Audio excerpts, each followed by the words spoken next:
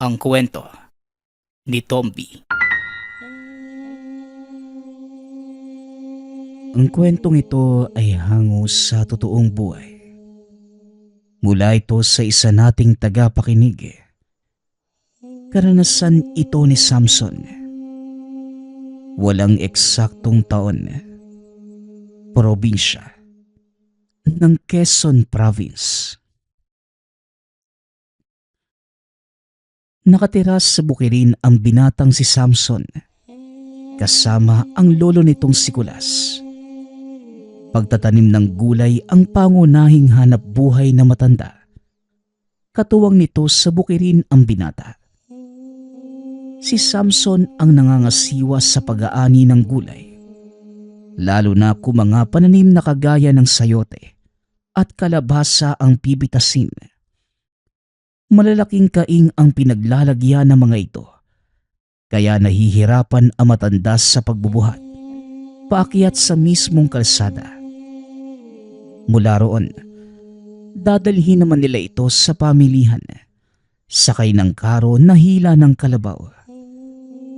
Pangkaraniwan na kay Samson ang ganito kabigat na gawain.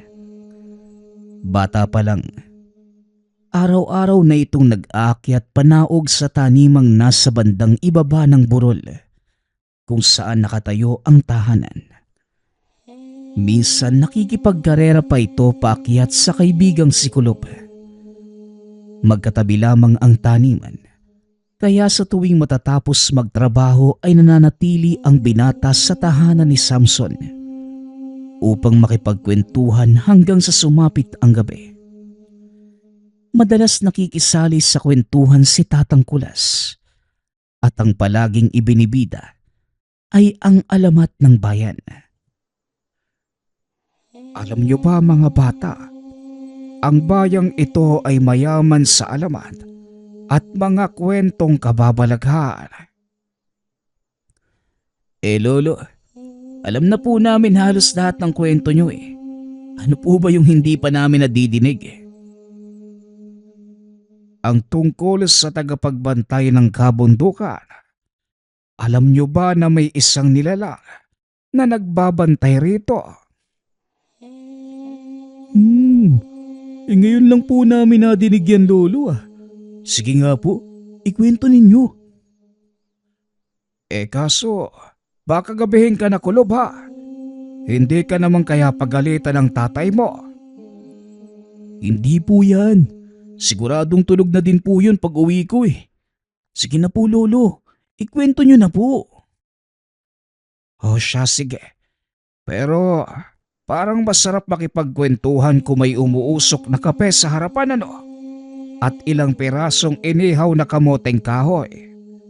Samson, magpaningas ka nga ng baga at bumunot ng 2 puno ng kamoteng kahoy para naman may dinadampot tayo habang nagkwekwentuhan.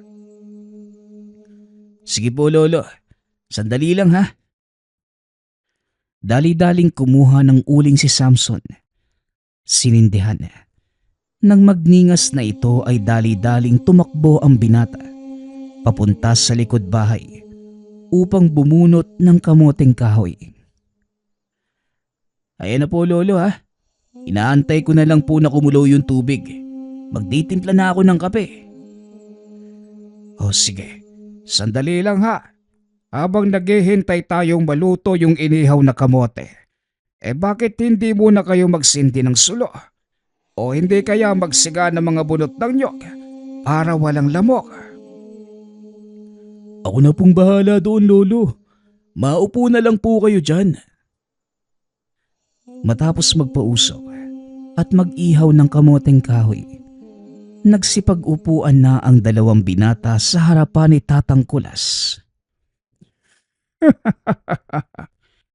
Naaalala ko pa noong mga bata pa kayo. Wala pa ding pinagbago. Sa tuwing magkukwento ako, nanlalaki ang mga mata nyo. Nakakatuwa po kasi yung mga kwento nyo Lolo eh. Kahit ilang beses ko nang narinig, hindi nakakasawa. Oo nga Lo, aminin ko, hinahanap-hanap ko yung mga panahong wala kaming iniintindi kundi maglaro lang, mag-aral, kumain at matulog. Kaso, hindi na namin yun pwedeng balikan eh. Kaya naman kahit sa kwento mo na lang, magkaroon kami ng pagkakataon maging bata ulit. Ganun ba? O siya, makinig kayong mabuti ha. Dahil ang kwentong ilalahad ko sa inyo ay hindi nyo pa nadidinig. Ito ay tungkol sa isang lalaking nagngangalang Jonas. Si Tatang Jonas? Yung naglilinis sa may merkado? Ano pong meron sa kanya? Tahimik lang si Jonas. Hindi masyadong nakikihalubilo. Kaya naman naisip ng mga tao na may problema ito sa pag-iisip. Pero likas na talaga sa kanya ang ganon. Alam niyo ba kung bakit? Oo nga ho lolo no.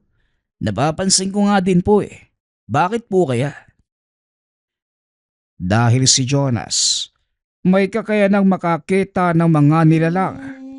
Bukod pa dito, nabiyayaan siya ng espesyal na katangian na makita ang mangyayari sa isang tao sa hinaharap.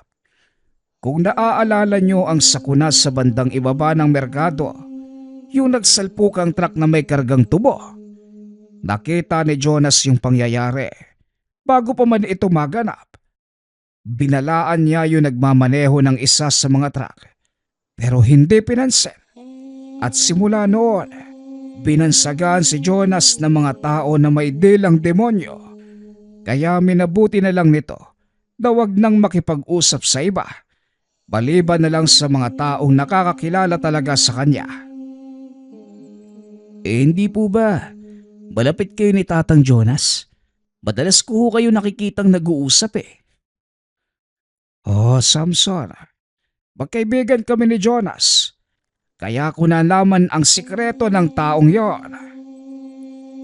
Sikreto? Ano naman pong sikreto yun, Manong?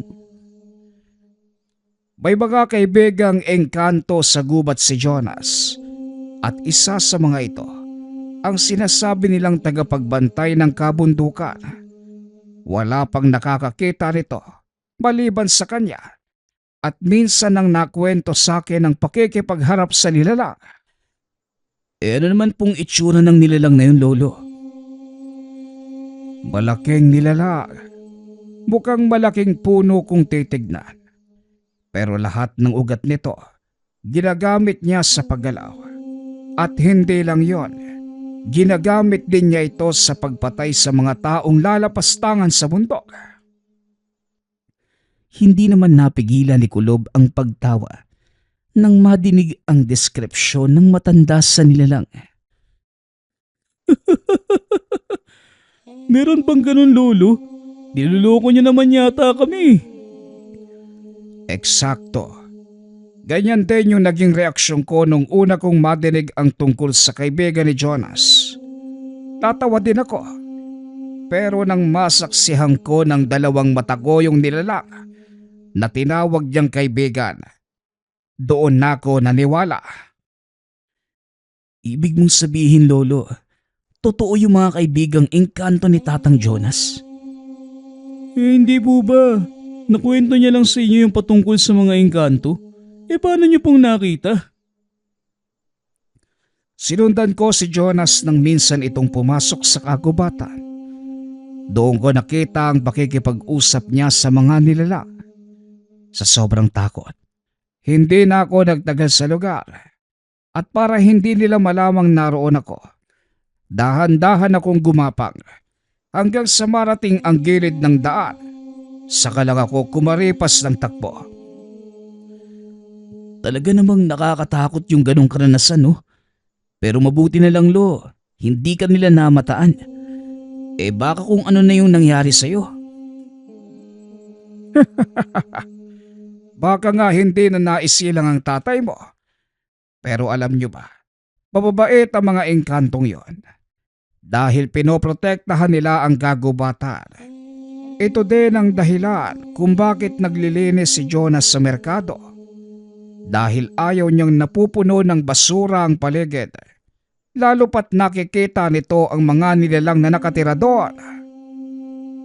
Ano kaya yung pakiramdam ng may ganong kakayanan, no? Nako, Kulob. Huwag mo nang pangarapin pang magkaroon ng ganong kakayanan. Dahil siguradong gagamitin mo lang din yun sa hindi maganda eh. Para namang hindi kita kilala. Nagtatanong lang naman. Pero Lolo Kulas, nandyan pa din po kaya yung mga kaibigan ni Tatang Jonas? Ang mga nilalang na yon, nananatili sa kagubatan, kaya walang sino man ang maaaring makapagpaalis sa kanila. Parang naintriga tuloy ako sa buhay ni Tatang Jonas ah. Dati hindi ko naman pinapansin yung matandang yun eh, dahil napakasuplado. Pero ngayon, parang nauunawaan ko na kung bakit. Gayunpaman Samson, huwag mo pa ding susubukang sabihin sa kanya ang mga nalaman mo ngayon dahil siguradong magagalit ang matandang yon. Nako, hindi ho Lolo. Nakakatakot kaya si Tatang Jonas. Kahit matanda na napakasulido pa din ang katawan. Oo nga, parang ayoko na tuloy magbiro sa kanya. Hanggat wala kayong ginagawang masama, hindi nyo siya makakalaban. Ngunit subukan yung sirain ang kagubatan o kahit maliit na siga lamang at maamoy niya ang usok. Sinisigurado ko sa inyo, dadalawin kayo ni Jonas sa inyong panaginip. Ayoko naman ng ganun, Lolo. Sige na po, mukhang ginabi na naman ako ah. Babaunin ko na lang po itong inihaw na kamote sa daan. Mag-iingat ka, Kulob ha. Gabi na, dalhin mo yung isang sulo. Ibalik mo na lamang dito kinabukasan. Matapos ang kwentuhan, naghapunan na ang maglolo. Nagpahinga. Maagang pupunta ng taniman si Samson dahil kailangan nitong anihin ang mga sayote at dalhin sa pamilihan. Araw ng merkado kinabukasan at siguradong marami ang mamimili. Samson, kung pupunta ka sa bayan bukas, bumili ka na din ng mga pangangailangan natin dito. Hindi ako aalis ng bahay. Kailangan kong bantayan yung alaga nating baboy. Mukhang manganganak na yata eh. Sige ulo, ako na po yung bahala bukas.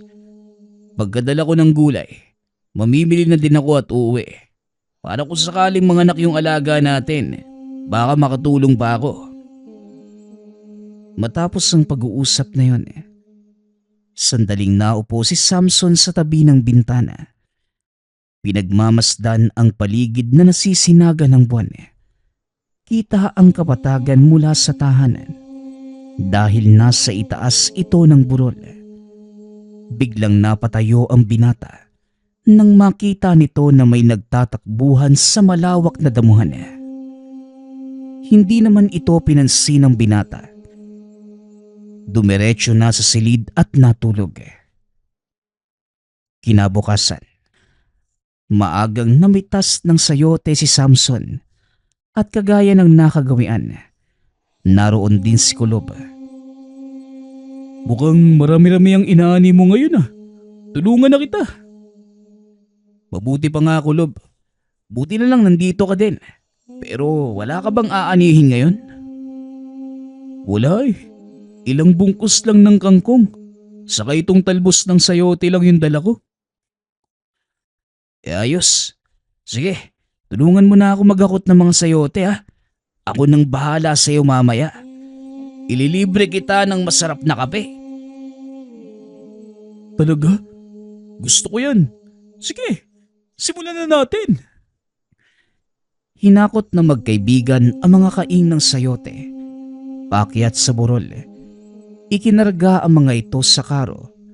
Dinala sa pamilihan.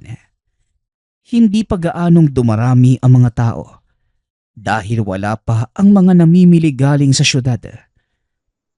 Naupo ang dalawa sa sulok habang pinagmamasdan ang mga taong napaparoot pa rito hanggang sa nakita ni Samson si Tatang Jonas. Kulob, Si Tatang Jonas oh. Hayaan mo lang, hindi ka naman inaano ng tao. Hindi nga, naaalala ko lang yung kwento ni Lolo kagabi. Ano kaya kung manmanan natin siya? Nababaliw ka na ba? Bakit mo naman gagawin yun? At paano naman kung mahuli ka? E di mag-iingat tayo para hindi mahuli. Ganun lang kasimple. O ano, sasama ka ba? Alam mo Samson, mapapahama ka lang sa iniisip mo eh. Huwag mo nang ituloy. Wala ka namang mapapala eh. Ito naman, Lisa na nga lang magyaya. Hindi mo pa pagbibigyan. Sige na. Hindi Samson, mas matanda ako sa'yo. Kaya ako ang masusunod. Ay nako, yan ka na naman. Bahala ka nga. Kung ayaw mo, ako na lang mag-isa yung susunod. At aalamin ko kung totoo yung kwento ni Lolo Kulas. Naku Samson, yan yung wag na wag mong gagawin. Talagang isusumbong kita sa lolo mo. Sumpongero. Oh, edi yung mga mamimili oh. Tara na, buksan na natin yung mga kaing. Ilang minuto lang ay naubos na ang paninda ni Samson. Pinakyaw ito ng isang nag-aangkat ng gulay papunta sa syudad. Bukod sa mababa ang presyo ng binata, napakagaganda pa ng mga dala nitong sayote. Isinama na rin ng mamimili ang gulay na dala ni Kulob. O ayan, naubos na yung mga sayote mo. Bilhin mo na yung pinapabili ni Lolo Kulas nang makapagkape na tayo. Ayos hindi mo nakalimutan yung sinabi ko sa'yo Pero ayaw mo akong samahan para sundan si Tatang Jonas. Ibang klase ka din no? Syempre, kape na yung pinag-uusapan. Isa pa libre. Kaya tara na, kaping-kape na ako. Paano kung bawiin ko yung sinabi ko? Ay naku, ano ba yan? Bakit pa gustong gusto mong sundan natin si Tatang Jonas? Kasi nga, gusto kong malaman kung totoo yung sinasabi ni Lolo Kulas. Wala namang mawawala kung susubukan natin, hindi ba? Ay nako, sige na nga. Total hindi ka rin naman titigil ng pangulit. Pagkatapos nating magkape, bumalik tayo sa merkado at susubaybayan natin si Tatang Jonas. O ano, masaya ka na? Yan ang gusto ko. Salamat Kulob mapagkakatiwalaan ka talaga. Naku, tigilan mo na nga ako. Tara na, baka abutin pa tayo ng dilim sa daan Matapos namang magkape, dali-daling bumalik ang dalawang binata sa pamilihan. Itinali ni Samson ang alagang kalabaw sa malapit na damuhan upang makakain ito. Bago umuwi, inikot ni Kulob ang tingin sa paligid para hanapin si Tatang Jonas, ngunit hindi naman matagpuan. Mukhang nahuli na tayo Samson Wala na dito si Tatang Jonas. Hindi Kulob, sa ganitong mga oras, naroon siya sa likod ng pamilihan. Sinisilaban yung mga dahon at hinihiwala yung mga napulot niyang basura. Walang ya. Alam na alam Araw-araw ko nakikita si Tatang Jonas doon. Tuwing hapon. Kaya tara na. Mamaya hindi na natin siya maabutan Dali-daling tumakbo si Samson. Sinundan lamang ito ni Kulob. Nadatnan nila ang matandang naghihiwalay ng mga basura habang may kung anong sinasabi. Ay nako, kailan pa ba matututo ang mga taong ayusin ang pagtatapon nila ng basura? Nakakarindi na din minsang maglinis ng mga kalat pero kailangan para hindi masira ang inyong tirahan. Parusahan. Oo, yun din ang gusto ko. Pero nakakaawa lang kasi yung mga tao. Kung makikialam kayo. Nagkatinginan ang dalawang binata dahil wala namang nakita ang mga ito. Sino kaya yung kausap na matandang yan, no? Mukhang nasisiraan na siya ng ulo eh. Huwag kang maingay. Mamaya marinig ka niyan eh. Naku, ito na nga bang sinasabi ko? Pagtago ka, bilisan mo. Natanugan tayo ni Tatang Jonas. Dali-daling hinila ni Kulob ang kaibigan. Dumapa ang mga ito sa likod ng bato. Sino namang nandyan? Lumabas kayo. Kung ayaw niyong ako pa ang pumunta sa pinagtataguan niyo. Anong gagawin nating Kulob? Yari tayo nito. Huwag ka lang lalabas. Kahit anong... Hindi na naituloy ni Kulob ang sasabihin dahil biglang may humilas sa damit nito paitaas. Kayo pala. Anong ginagawa niyo rito? At bakit kayo nandito? Wala po, Tatang. Napadaan lang po kami. At sa akin ka pa talaga magsisinungaling, iho. Ang totoo, sinusundan niyo ko, hindi ba? Ha? Hindi naman po, Tatang. Napadaan lang po talaga kami. Saka bakit naman po namin kayo susundan? Oo nga naman. Bakit niyo nga ba ako sinusundan? Tigilan mo ako. Isang pagsisinungaling pa. At ipapakain ko kayo sa mga daga rito. Hindi na po, Tatang. Oo na. Sinusundan ho namin kayo. Kasi may mga nadinig kaming kwento tungkol sa inyo eh. Kwento? O ano naman yon? May mga alaga daw po kayong pusa. Tama. Di ba, Kulob? May mga alaga daw po kayong pusa rito. Pusa? Hay nako. Alam niyo walang masama kung magsasabi kayo ng totoo. Kilala kitang bata ka. Hindi ba't apo ka ni Kulas? Yung nagtatanim ng gulay doon sa kabilang burol. Opo eh. Tama po kayo. Pasensya na po, Tatang Jonas, ha? Kung sinundan ko ho kayo. Ang totoo po niyan, naikwento po kayo ni Lolo sa akin.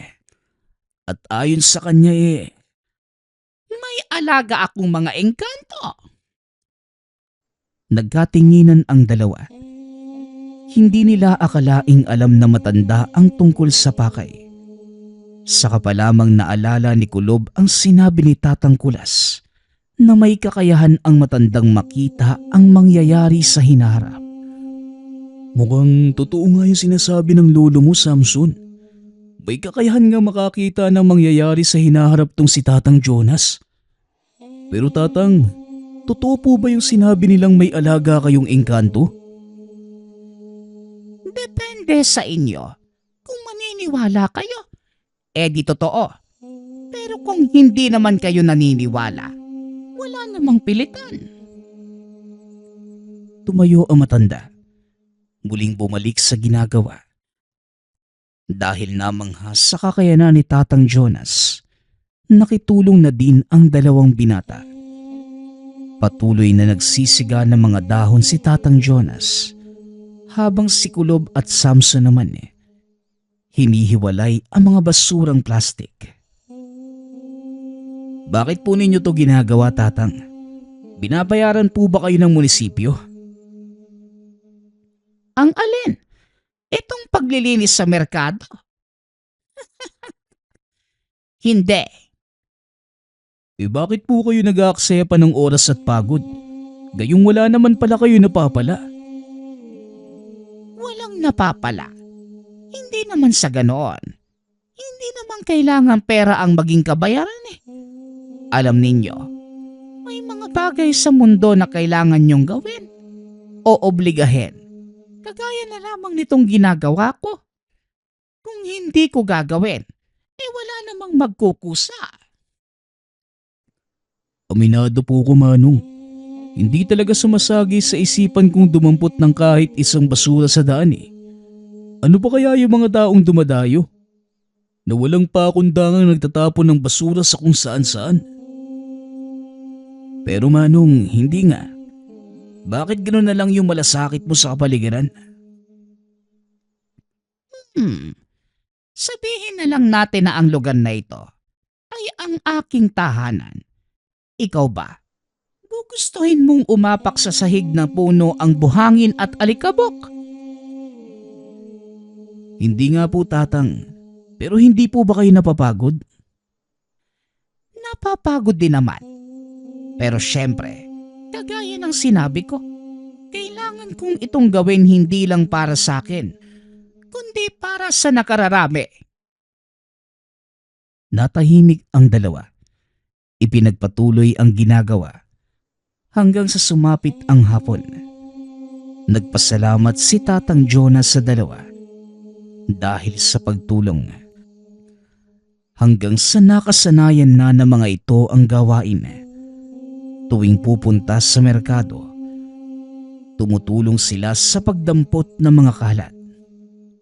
Sinisita ni Kulob ang mga taong nakikitang nagtatapon ng basura sa kung saan-saan. Ayos mabuti sumusunod naman yung mga tao na sisita mo. Ang mahirap lang, baka makatapat ka ng medyo matapang at may sariling prinsipyo. Mapapaaway ka talaga. Walang problema. Alam ko namang tama yung ginagawa ko Pero sa totoo lang, Samson, ngayon ko lang nararamdaman na meron akong silbi. Ako nga din Masarap pala sa pakiramdam kapag nakakatulong ka sa kapwa, no? Kahit sa maliit na paraan. Habang nagdadampot ng mga kalat, tuloy naman sa pagwawali si Tatang Jonas. Ngunit napansin ng mga itong biglang napatingin ang matanda sa kakawayan. Bakit Tatang? May problema ho ba? Dito lang kayo. May nangyayari sa kakawayan. Kailangan kong puntahan. Dali-daling tumakbo ang matanda. Nagulat ang dalawang binata. Napakabilis nitong kumilos sa kabila ng edad. Napakaliksing tinawid ang sapa at pumasok sa kagubatan. Tara na Kulob, sundan na natin. Sinabihan ka nga na dito ka lang Talagang susunod ka pa? Kung mapanganib yung pupuntahan ni Tatang Jonas, malamang kakailanganin niya ng tulong natin. Bilisan mo na. Mabilis na tumakbo si Samson papasok ng gubat. Wala nang nagawa si Kulob, kundi sumunod para masiguro ang kaligtasan ng kaibigan. Nadatna nila ang matandang nakatayo sa harapan ng puno na tila may kung anong pinakikiramdaman. Akmang lalapit na sana si Samson nang bigla itong hilahin sa damit ni Kulob. Ano ba Kulob? Bakit mo ba ako hinihila? Kanina ka pa. Tignan mo kasi muna yung nangyayari. Hindi mo ba nakikita yung mga kalalakihang nakatago sa puno? Dito ka lang at panoorin natin yung mga nangyayari. Nanatili ang dalawa sa likod ng malaking bato. Pinagmasda na matanda. Maya-maya ay lumabas sa pinagtataguan ang isa sa mga kalalakihan. Tanda, anong ginagawa mo? Hindi mo ba alam na nasa kalagitnaan kami ng pangangaso? Bakit ka nandito? Lumabas kayo sa gubat na ito. Bawal ang pangangaso.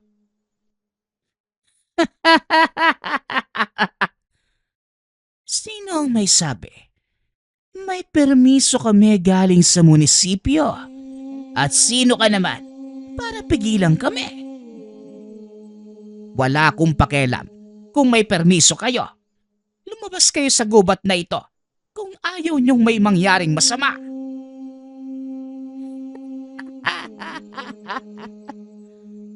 Bakit? Anong gagawin mo? Lalabanan mo kami. Gamit yung walis mo. Ang mabuti pa tanda, ikaw ang umalis. Inaantala mo lang yung pangangaso namin eh. Hmm, Hindi ko na uulitin ang sinabi ko. Pwes, hindi ko na din ulit sasabihin sa'yo. Umalis ka sa daraanan namin kung ayaw mong ikaw ang bariling ko. Masyadong matigas ang ulo mo. Huwag mo sana akong sisihin sa mga mangyayari. Tumalikod si Tatang Jonas. Naglakad palayo. Tumawa naman ng malakas ang mga mangangaso. Ngunit isang malaking nilalang ang biglang nagpakita sa kanila. Nanlaki ang mga mata ng dalawang binata dahil ito ang engkantong alaga ni Tatang Jonas. Totoo nga yung sinasabi ni Lolo Walas. Kulob, umalis na tayo rito. Kung kailan naman nasa magandang parte na tayo, saka ka naman aalis. Huwag kang mag-alala. Nasa panig natin yung nilalang na yan. Kaya kumalma ka lang. Biglang nagsigawan ang mga kalalakihan nang makita ang nilalang. Binalaan ko na kayo kanina, pero walang nakinig. Pasensya na, pero huli na ang lahat. Kayo ang magiging hapunan ng alaga ko. Wika ni Tatang Jonas, sabay kumpas ng kamay. Sinugod ng nilalang ang mga kalalakihan. Isa-isang piniluputan ng makapal na ugat at tila may hinihigop sa kanila. Hanggang sa matuyo na tila butot balat na lamang. Natulala ang dalawang binata. Hindi makapaniwalang may ganong nilalang na nakatira sa kagubatan.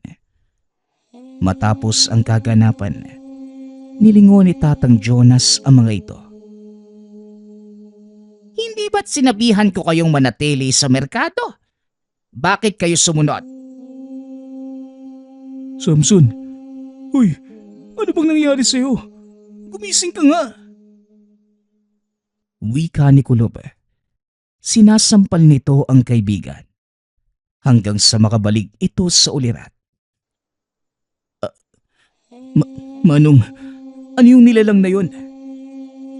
Isang nilalang na mula sa kabilang dimensyon, ngunit pinili ang ating kagubatan para maging tahanan. Isa lang siya sa mga nilalang na nagbabantay sa buong kabundukan ng ating bayan. Pagpapaliwanag na matanda. Matapos inutusan nito ang nilalang na bumalik sa pinagtataguan. Nagulat si Samson dahil bigla itong pumasok sa malaking bato. Kulob, nananaginip ba ako? Totoo bang nangyayari yung lahat ng to? Oo, totoo ang lahat ng ito. At isang bagay lang ang ipapakiusap ko sa inyo. Wala sanang makakaalam ng tungkol sa nangyari dito. Makakaasa po kayo, Tatang. Isa pa, kahit sabihin naman namin to sa mga tao, wala din namang maniniwala eh. Halos buong buhay ako naniwala na hindi totoo ang mga engkanto. Kahit nakikita na ng sarili ko mga mata, hindi pa rin maproseso ng isipan ko yung nangyayari. Normal lang yan. Kaya sige na, lumabas na kayo sa gubat. Baka magdatingan ang mababangis na mga engkanto. Lalong hindi nyo gugustuhin makita ang mga yon. Dali-daling lumabas ng gubat ang tatlo. Bumalik ang mga ito sa merkado. Ipinagpatuloy ang paglilinis. Hindi pa din mawala sa isipan ni Samson ang mga nangyari. Kaya muli nitong kinausap si Tatang Jonas. Tatang, ano po bang ginagawa ng mga taong yun sa gubat natin? Mga mangangaso sila, iho. Ang taong kausap mo kanina, si Benjo. Ilang beses ko nang binalaan, pero patuloy pa ding bumabalik. Hay nako, nagsawa na ako ng kakasalita. Kaya hinayaan ko na lang yung alaga ko na gawin siyang merienda. Siguro naman ho, Wala nang mga susugubat, no? Lalo pat alam nilang may namatay na. Matigas ang ulo ng mga mangangaso at sigurado ako na may darating pang iba. Tapos na ba kayo sa pagwawalis? Opo. Dinadakot na lang ni Kulob yung mga tinipong basura. Ganun ba? O siya, magpahinga na tayo at magsiuwi. Gabi na at baka hinahanap na kayo ng mga magulang nyo. Pag-uusap ng dalawa. Napanatag ang isipan ng binata dahil nasagot na ang mga tanong sa isipan nito. Ngunit ningid sa kaalaman ni Samson na may darating pang mas malaking kaguluhan. Ng mga sumunod na araw, nagising ang binata dahil sa malakas na buhos ng ulan. Dali-daling nagsuot ng kapote, lumabas ng tahanan para puntahan ang taniman. Kakapunla pa lamang ng mga tanim ng kalabasa. Hindi ito pwedeng maabot ng tubig. Malapit sa batis ang taniman. Sa oras na umapaw ang tubig mula roon, siguradong pupunta ito sa mga bagong tanim na kalabasa. Dali-daling sinara ni Samson ang daluyan ng tubig gamit ang mga sako ng lupang nakatambak sa gilid. Binuksan din ito ang daluyan sa bandang ibaba ng taniman para masigurong hindi titigil ang tubig sa loob ng taniman. Habang nagtatrabaho, nakadinig ng ingay ang binata, mga putok ng baril at sigawan. Mula sa kabilang burol, alam ni Samson na walang nakatira sa bahaging yon ng bundok. Malakas pa ang buhos ng ulan, kaya naman nagtaka si Samson kung bakit may mga tao sa lugar na yon. Nanatili ang binata sa taniman ng kalabasa. Pinakiramdaman ng paligid. Dinig nito ang mga sigaw ng tao at pag-atungal ng baboy ramo. Dito napagtanto ng binatang mga mangangaso ang nasa kabilang burol. Dali-daling umalis ang binata sa lugar sa takot na baka matamaan ng bala. Pagkarating sa tahanan, nakita ng binata si Kulob. Basang-basa ito ng ulan. Uy, kagagaling ko lang sa baba. Di kita nakita doon. Saan ka ba nagsuot? Nandun ako sa kalabasahan malapit sa batis. Isinara ko yung daluyan ng tubig. Ikaw, anong ginagawa mo dito? Napakalakas ng ulan may nadinig kasi akong putok ng baril galing sa kabilang burol. Sa palagay ko, mangaso na naman. Puntahan kaya natin si Tatang Jonas. Narinig ko nga din yung putok ng baril pati yung pag-atungal ng nahuli nilang hayop. Siguro, hayaan na lang nating Kulob. Ayoko kasing madamay sa gulo Ay naku, kahit kailan talaga, napakamatatakotin mo no? O sige, ako na lang yung pupunta kay Tatang Jonas. Hindi naman sa matatakoting Kulob. Umiiwas lang ako sa gulo. Malay mo baka halang yung kaluluwa ng mga... Hindi na naituloy ni Samson ang sasabihin. Nakita nito ang dalawang kalalakihang umaakyat ng burol, papunta sa tahanan. Magandang araw sa inyo. Maaari bang magtanong? May daan ba dito papunta sa baryo? Meron. Paglabas mo ng bakuran namin, kumaliwa ka. Diretso ang daanang yun sa baryo. Maraming salamat. Tara na, Martin. Kailangan nating madala sa bayan yung sugat mo. Ano po bang nangyari sa kasama nyo? Huwag ka na magtanong. Mas mabuting wala kang nalalaman. Hindi na nagsalita si Samson dahil sa sinabi ng lalaki. Nang makalayo ang mga ito, muling nag-usap ang dalawang binata. Sa palagay ko tama ka. Mukhang kailangan na nga nating sabihin kay Tatang Jonas yung nangyari. Dali-daling tumakbo papunta sa merkado ang dalawa. Ngunit pagkarating sa lugar, wala ang matanda. Hinanap nila ito sa buong paligid. Ngunit hindi nila matagpuan. Nasa naman kaya yung taong yun? Anak ng tipaklong. Kung kailan naman kailangan natin, saka naman nawawala. Asar. Tatang Jonas, nasan ho ba kayo? Teka, baka nasa loob siya ng gubat. Tara puntahan natin. Muling tumakbo ang dalawa papasok ng kagubatan. Dito nadatnan si Tatang Jonas, nakaluhod sa harapan ng malaking puno. Pansin ni Samson ang lungkot sa mga mata. Nang igala ng binata ang tingin sa paligid, nagkalat ang bangkay ng mga engkanto. At sino namang may gawa ng mga ito, Tatang? Mga mangangasong may kakayanang pumatay ng engkanto. Kahit ang alaga ko, nagawa nilang sugatan. Malakas ang dalawang yon. Mabuti na lang at nakatakas ang kaibigan ko. Dahil kung hindi, malamang napatay na din nila ito. Sino ho ba yung mga taong tinutukoy niyo, Tatang? Dalawang lalaki. Isang medyo may katandaan at isang binata. Ang totoo, kaya kami nandito dahil may nakita kaming dalawang lalaki. Galing sila sa gubat, papunta sa baryo. Isang binatang sugatan at isang lalaking medyo may katandaan na. May dala silang sibat at itak. Yung isang lalaki mukhang hindi gagawa ng tama eh.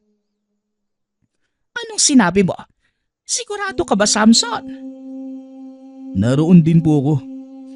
At sa mismong bakuran pa nila Samson dumaan yung dalawa. Malamang nasa pagamutang bayang ang mga yun. Malaki yung sugat ng binata eh. Kung ganon, maaabutan pa natin sila. Kailangan nilang magbayad sa ginawa nilang kalapastanganan sa aking mga kaibigan. Dali-daling tumayo si Tatang Jonas. Naglakad palabas ng gubat. Pagkarating sa merkado, dinampot na matanda ang walis. Mabilis na naglakad papunta sa pagamutang bayan. Nadatna nila ang sinasabing lalaki. Nakatayo sa sulok habang pinagmamasdan ang binatang inaasikaso ng doktor. Tatang, sila po yung dalawang lalaking sinasabi ko. Sila din po ba yung dalawang nakita nyo? Walang duda. Sila nga yun, Samson. Pero hindi natin pwedeng kumprontahin ang mga yan. Lalo na't maraming tao sa lugar na ito. Talagang hindi. Lalo na't walis yung dala mo, Tatang. Anong panama ng mga yan sa itak at sibat na dala nila? Tama si Kulob, Tatang. Wala tayong laban sa mga armas nila. Hindi sila pwedeng makaalis ng bayan. Pero hindi rin tayo pwedeng manatili rito. Lalo kayong dalawa. Magsiuwi na kayo. At ako nang bahala sa... Ano ho bang sinasabi mo, Tatang? Hindi ka namin pwedeng iwan dito. Mapanganib ang mga taong yan. At kung nagawa nilang patayin yung mga engkanto, ano pa kaya yung magagawa niya sa isang matandang kagaya mo? Alam kong mapanganib ang taong yan. At yun din ang dahilan kung bakit kailangan niyong umalis. Ayokong isugal ang kaligtasan niyo. Sige na, umalis na kayo. Ngunit patuloy na nagmatigas ang dalawang binata. Kaya nanatili ang tatlo sa pagamutan. Inaantay na matapos ang panggagamot sa sugat ng binata. Pagkaalis ng doktor, kagad nilapitan ni Tatang Jonas ang lalaki upang kumprontahin. Napatayo ito nang makita ang matanda. Ikaw na naman, tanda. Binalaan na kita. Ano pang ginagawa mo rito? Sa tingin mo makakaligtas ka sa ginawa mong kalapastanganan? Sinabi ko na sa'yong umalis ka at huwag makialam. Ayokong gumawa ng gulo sa lugar na ito. Kaya hanggat maaari, iwanan mo kami na kasama ko. Maging ang mga nilalang na pinatay mo, wala din silang ibang hangad kundi ang mamuhay ng payapa. Pero anong ginawa mo? Pinatay mo sila. Hindi ba katarungan ang ginawa ko? Pero gumaganti lang ako sa ginawa nila sa kapatid ko. Namatay siya sa kagubatan. At ang may gawa noon, mga engkanto. Pinagtatanggol lang ng mga engkanto ang kanilang tahanan dahil sa ginawa niyong paglapastangan dito. Kahit ano pa ang rason, hindi na mawawala sa akin ang galit sa ginawa ng mga sinumpang nilalang na yan. Umalis ka na, tanda, bago pa magdilim ang paningin ko sa'yo. Napansin ni Samson na marami na ang nagtitinginan. Kaya bago pa magkaroon ng kaguluhan, dali-dali nilang hinila palayo si Tatang Jonas. Hayaan mo muna sila, Tatang. Baka magkaproblema tayo eh. Nasa pampublikong pagamutan tayo at maraming tao yung magrereklamo kapag nagkagulo. Wika ng binata. Sumama naman si Tatang Jonas sa kanya. Inaya ni Samson ang matandang umuwi sa tahanan upang makapagkape at pag-usapan ang maaaring gawin. Pagkarating sa tahanan, laking gulat ni Tatang Kulas dahil kasama ng magkaibigan ang matanda. O Jonas, anong ginagawa mo rito? At bakit basang-basa kayo? Pasensya na sa abala, Kulas. Isinama ako ng apo mo para kumalma. Eh bakit? Ano bang nangyari, Samson? Wala naman po, Lolo. May kaaway lang tong si Tatang Jonas sa pamilihan eh. Kaya inaya ko muna magkape nang makapagpalamig ng ulo at kumalma. Aba, ayos din pala yung pampakalma mo ah. Kape. Sandali lang. May nilagang sa baba ko doon sa kusina. Ako na po yung kukuha, Lolo. Pwede niyo po bang pahiramin muna si Tatang Jonas ng damit na tuyo? Sige. Sandali lang ha. Nagbihis na din sina Samson at Kulob. Matapos itinuloy na ang pag-uusap. Naroon na tayo kanina eh. Bakit hindi pa natin sinunggaban yung taong yun? Hindi tayo maaaring manggulo sa pagamutan. Maraming tao doon at may sakit na nagpapahinga. Tama si Samson. Hindi tayo pwede basta-bastang manggulo sa isang lugar. Bagaman sayang ang pagkakataon, pero kailangan nating palipasin. Hindi niya nagawang patayin ang alaga ko, kaya alam kong babalik siya para tapusin ang sinimulan. At yon ang magiging pagkakataon para sa atin. Sugatan yung kasama ng lalaking yon at siguradong matatagalan sila sa pagamutan. Kunin natin ang pagkakataong yon para makapaghanda. Nagawa niyang patayin ang mga kaibigan kong engkanto at nasugatan ang alaga ko. Kaya alam kong malakas ang taong yon. May nalalaman din siya tungkol sa mga engkanto. Kaya nagawa niyang matunton ang kinaroroonan ng mga ito. Kung ganun, paano natin siya matatalo? Ako nang bahala at kailangan niyo lang gawin.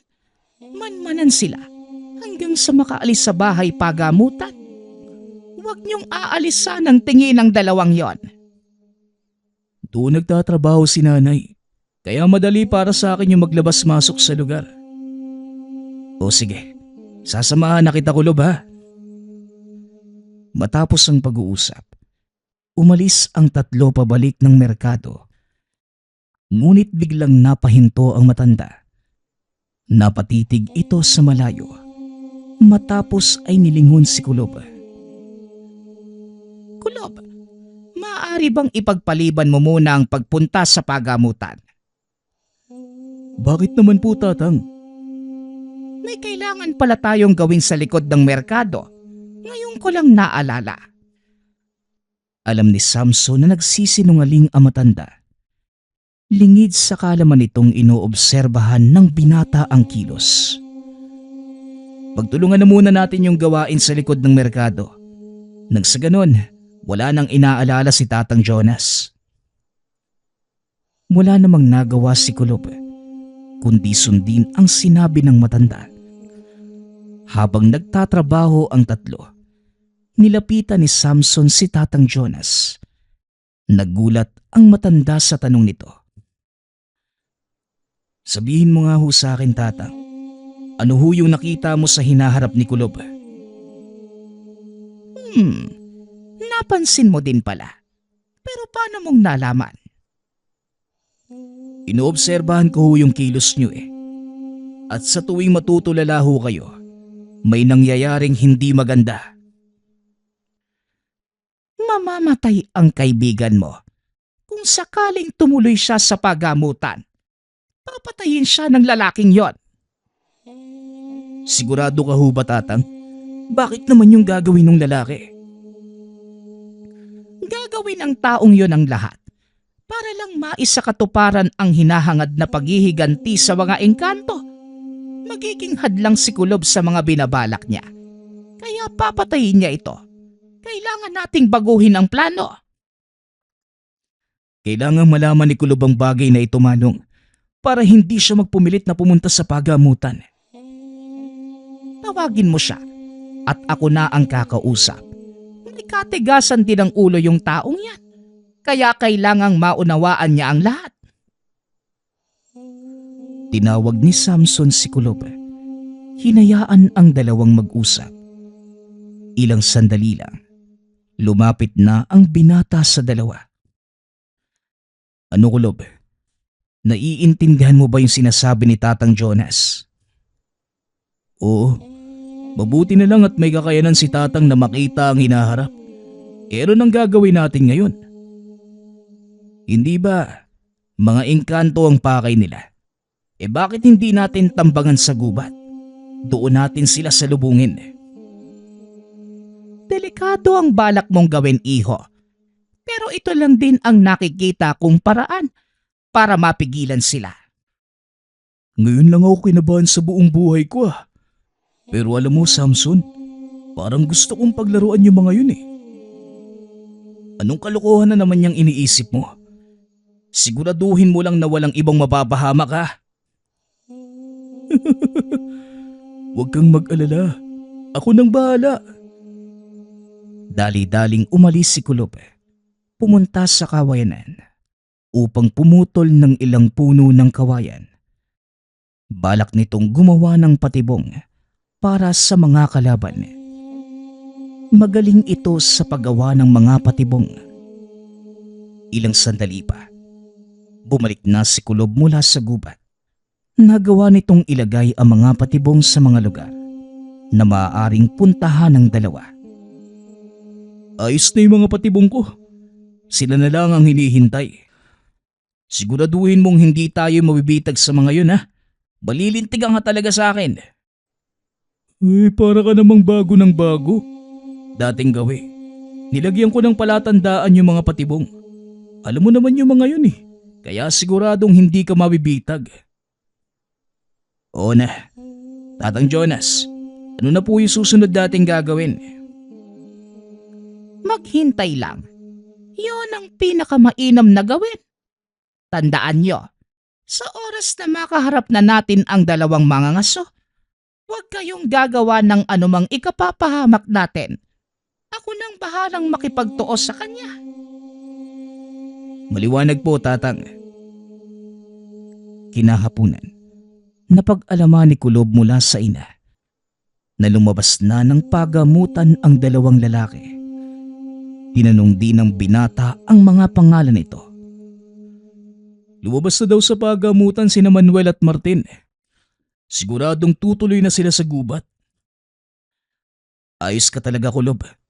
Paano mong nalaman yung pangalan ng dalawang yun? Di tinanong ko kay nanay. Magsipaghanda na kayo. Haharapin natin sila. Tumayo ang matanda at dinampot ang walis. Sabay lakad papasok sa kagubatan. Hindi nagdala ng sulo ang tatlo. Maaari itong makita ng dalawang mangaso at malagay sa alanganin ang plano. Tatang, dito na nagsisimula ang mga patibong ni Kulob. Mag-iingat ho kayo At kapag nakakita ka ng markang puso sa paanan ng puno, yon ang palatandaan ng patibong. Alam ko. Minsan ko nang nakita ang mga markang yan. At ako pa ang sumisira sa mga patibong na inilalagay ng taong yon. Pambihira. Kaya naman pala, wala akong nauhuling baboy ramo. Alam mong bawal ang pangaso sa lugar na ito. Tutuloy ka pa din. Ay nako. Minsan lang naman, tatang. Saka pa isa-isang piraso lang po. O siya, huwag na kayong maingay. Makiramdam kayong mabuti. Napahinto sa pagsasalita si Tatang Jonas. Biglang isinubsob ang ulo ng dalawang binata sa lupa. Nang mag-angat ng tingin ang mga ito, nakita nila ang isang sibat na nakatusok sa kahoy na nasa likod ng pinagtataguan. Alam kong nandiyan kayo. Hindi ba't sinabi kong huwag kang makikialam, tanda? At talagang isinama mo pa yung dalawang ohoge na yan. Abay, loko-loko yun ah. Sinong tinatawag mong uhugin? Ikaw, bakit? May aral ka ba? Lumabas na kayo sa gubat bago pa tuluyang mag-init ang ulo ko. Ba't talagang hinahamon mo ako, no? Halika! Tumigil ka na, Kulob. Ako nang bahala sa kanya. Naglakad ang matanda papunta sa kinatatayuan ni Manuel. Napansin ang binatang kasama nito na nakaumang ng pana sa kanya. Magsasayang ka lang ng palaso mo, bata. Hindi mo rin ako matatamaan. At ikaw naman, huwag kang aalis sa kinatatayuan mo kung ayaw mong matuhog ng malalaking tulos. Wika ni Tatang Jonas habang nakaturo sa bandang itaas, nakasabit sa bahaging yun ang isa sa mga patibong ni Kulob. Sa tingin mo, mapipigilan ako ng ganyang uri ng laruan. Hindi mo ako kilala, tanda. Wala kang alam sa kaya kong gawin. Alam ko ang kakayanan mo. Hindi ako bulag sa mga nangyayari. Pero sasabihin ko sa iyo ang totoo. Hindi ka magtatagumpay. Dahil mamamatay ka. Sa pamamagitan ng mga ugat, natutusok sa katawan mo at ihigop ng iyong kaluluwa. Sigurado ka ba, tatang? Tumakbo nga ang nilalang na yon at sigurado kung hindi na siya babalik. Kaya sabihin mo sa akin kung paano niya akong papatayin. Tumakbo! Mukhang mali ang pagkakaunawa mo, Manuel. Inutusan ko ang alaga ko na umalis. Pero kung hindi ko ginawa yon, ano bang pinaglalamayang ka na ng mga kasama mo? Tinapik ni Tatang Jonas ang dulo ng hawakan ng dalang walis. Laking gulat nila Samson. Biglang lumabas mula sa madilim na kawiyan ang alagang engkanto ng matanda. Walang kamatayan ang alaga ko. Lalong hindi sila matitinag ng simpleng sugat na gawa ng sandata ng mga tao. Maalamat na nilalang ang mga ito at bibihira lang sa mga tao ang nagagawa silang paamuhin. Gayon, ikaw ang bibigyan ko ng huling pagkakataon. Lumabas ka na sa gubat na ito at kakalimutan ko ang ginawa mo sa mga kaibigan kong engkanto. Sino ka sa palagay mo para sabihin sa akin yan? Isang matandang tagalinis sa merkado. Paano kung hindi ko sundin ang sinasabi mo? Di pagsisisihan mo. Biglang nawala ang matanda sa kinatatayuan. Nagulat ang kasama ni Manuel dahil hindi niya makita kung saan ito nagpunta. Marunong ka palang makipaglaro, tanda. Pues, makikipaglaro din ako sa'yo. Iniikot ni Manuel ang tingin sa paligid. Habang nakikiramdam, itinaas nito ang hawak na sibat. Samantalang ang alagang engkanto ni Tatang Jonas nakatayo lamang sa harapan nila Samson. Pinoprotektahan ang mga ito. Biglang lumitaw ang matanda sa harap. Isang malakas na suntok ang tumama sa mukha ni Manuel. Dahilan para mapaatras ito. Hindi mo inaasahang kaya ko pang sumuntok ng ganon, hindi ba? Ang totoo, nagulat ako. Pero hindi sapat ang lakas mo para pabagsakin ako, tanda. Tignan natin. Muling nawala si Tatang Jonas sa paningin ni Manuel. Maging sina Samson, hindi malaman kung saan nagpupunta ang matanda. Maya-maya pa, lumitaw si Tatang Jonas sa likod ng binatang kasama ni Manuel.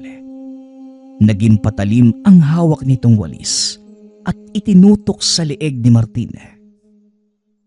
Subukan mong kumilos. Tatanggalin ko ang ulo ng batang ito. Martin, walang hiya ka, matanda ka. Bitawan mo ang anak ko. Nagulat si Tatang Jonas nang sabihin ni Manuel na anak nito ang binata. Bibitawan ko lamang ang anak mo kung mangangako kang lalabas kayo sa gubat na ito at hindi na babalik. Hindi mangyayari yon, tanda. Kung mamamatay si tatay dito, mas gugustuhin ko na lang ding mamatay. Sayang ang iyong kinabukasan, iho. Kaya tumahimik ka. Kausap ko ang tatay mo. Bitawan mo ang anak ko kung ayaw mong maubos ang natitirang engkanto sa gubat na ito. Sa palagay mo, hahayaan kong mangyari yon. Isang pagkakataon pa, Manuel. Umalis na kayo sa gubat na ito. Pasensya na, pero hindi ako aalis sa lugar na ito hanggat hindi namamatay ang mga engkantong pumatay sa mga kasama at kapatid ko. At pipiliin mo ang paghihigante kesa sa buhay ng anak mo. Anong klase kang ama? Isang ama na may malasakit sa mga kaanak. Biglang itinulak ni Martin na matanda. Dahilan para tuluyang malaslas ang leeg. Nasisiraan ka na ba ng bait? Bakit mo ako itinulak? Dali-daling tumakbo si Samson para tulungan si Martin. Ngunit binato ito ng sibat ni Manuel. Mabuti na lamang at naapakan ng binata ang patibong ni Kulob. Pumulupot ang tali sa paa. Bumulusok pa'y taas ang binata. Dali-dali namang sinugod ni Kulob si Manuel. Dumampot ito ng putol na kahoy upang gawing panghampas. Nagawang sanggain ni Manuel ang atake ng binata. Ngunit hindi nito napansin si Tatang Jonas. Isang malakas na suntok sa sikmura ang ibinigay nito sa kanya. Dahilan para mapaluhod at tuluyang bumagsak sa lupa. Pinaliwala mo ang mga babala ko, Manuel. Ngayon, pagmasdan mo si Martin. Siya ang naging kabayaran ng kahangalan mo at pagkagalit sa paghihigante. Walang ibang dapat sisihin, kundi ang mga engkanto. Kung hindi nila pinatay ang kapatid ko, wala kami sa ganitong kalagayan. Kaya damay-damay na lang. Nanlaki ang mga mata ni Tatang Jonas nang makita ang hawak ni Manuel. Isang bungkus ng dinamita ang dala at may sindina ang mitya. Dali-daling tumakbo ang alaga ng matanda. Itinusok ang mga ugat sa katawan ni Manuel. Kinaladkad ito papunta sa pinakadulo ng kagubatan. Ilang segundo ang nakalipas. Dumagundong ang malakas na pagsabog. Kapwa namatay ang mag-ama. Dahil lamang sa pagnanais na makapaghiganti sa kalikasan. Nakakalungkot ang pangyayaring ito. Sana lang ay hindi na masundan pa ang mga kagaya nila. Sisiguraduhin po namin, Tatang. Tara, Kulob. Tulungan mo akong buhatin yung anak ni Manuel. Matapos ang kaganapan, dinala nila ang katawan ni Martin sa punerarya. May ilang kataong nagpunta upang kunin ito at napag-alamang wala nang naiwan sa mga kaanak. Kawawa naman si Martin, oh. nadala sa maling paniniwala ng ama. May mga tao talagang nabubulag sa galit at maghihigante sapagkat desperado. Idinadamay nila ang mga taong nasa paligid. Sa kasamaang palad, ang naging biktima nito ay si Martin. Matapos ang kaganapang yun, muling nagbalik sa dati ang lahat. Tila walang kaguluhang nangyari. Sa paglipas ng ilang taon, nawala si Tatang Jonas. Walang makapagturo kung nasa na ito. Tuwing hapon hinahanap pa din ni Samson ang matanda. Nagpupunta sa gubat. Ngunit maging ang mga engkantong kaibigan ng matanda, hindi na din nagpakita sa kanya. Gayunpaman, malakas ang paniniwala ni Samson na naroon lamang si Tatang Jonas. Patuloy na ginagawa ang obligasyon bilang matandang babaylan na bantay ng bundok. Nagpapasalamat nga pala ako sa lahat ng sumusuporta sa ating channel. Nawa ay patuloy niyong suportahan at pakinggan ang ating mga kwento. Hanggang sa muling pakikinig. Paalam.